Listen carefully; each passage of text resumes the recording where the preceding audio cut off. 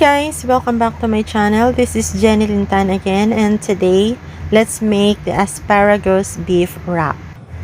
First thing to do guys, of course, let's wash thoroughly our asparagus.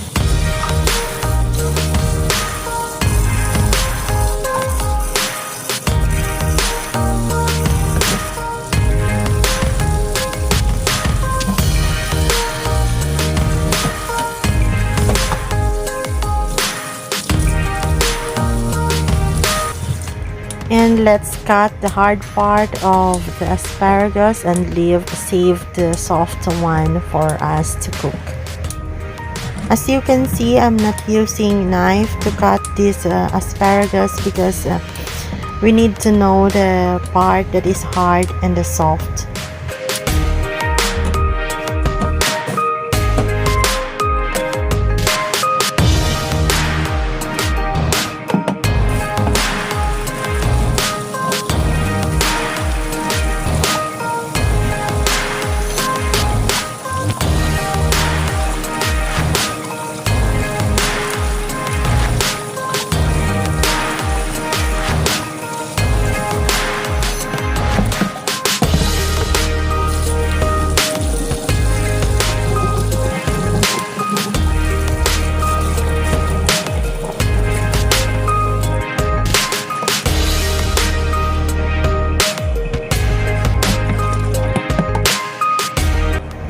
And let's boil water for us to blanch our asparagus. Just blanch it only for a few seconds, like 15 to 20 seconds.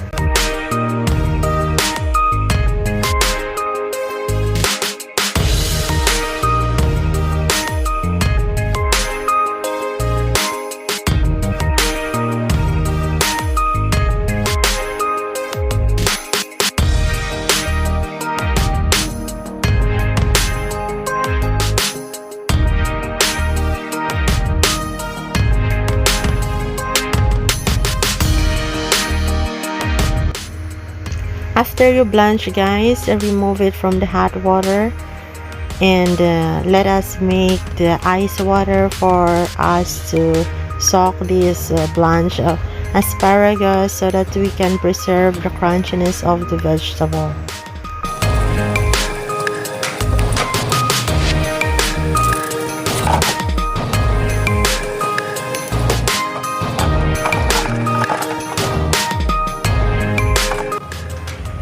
Just soak the vegetable in the ice water, and after you will know if it becomes already cold, you can take out the hot water and drain it, and it's ready for wrapping.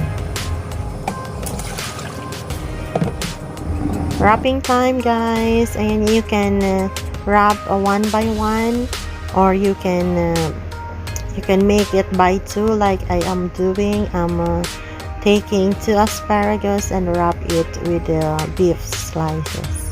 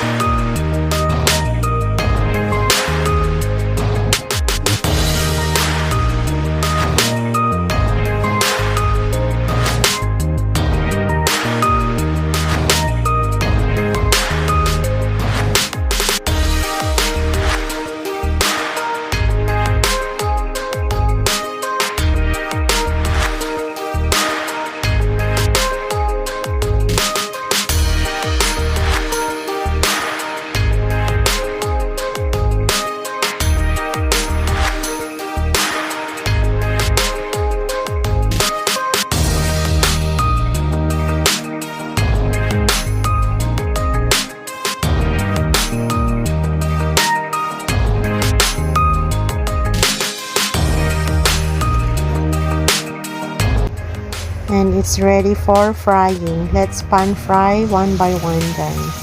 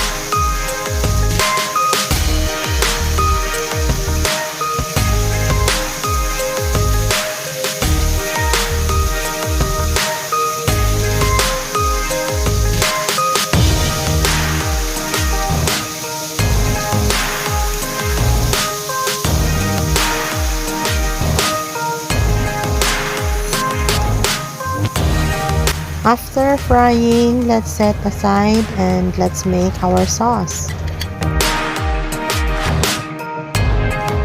This is the sauce I'm using. It's a Korean beef galbi marinade, and I'm just reheating it because this is the one that they like here at home. So let's just heat it and mix it with a little bit of water.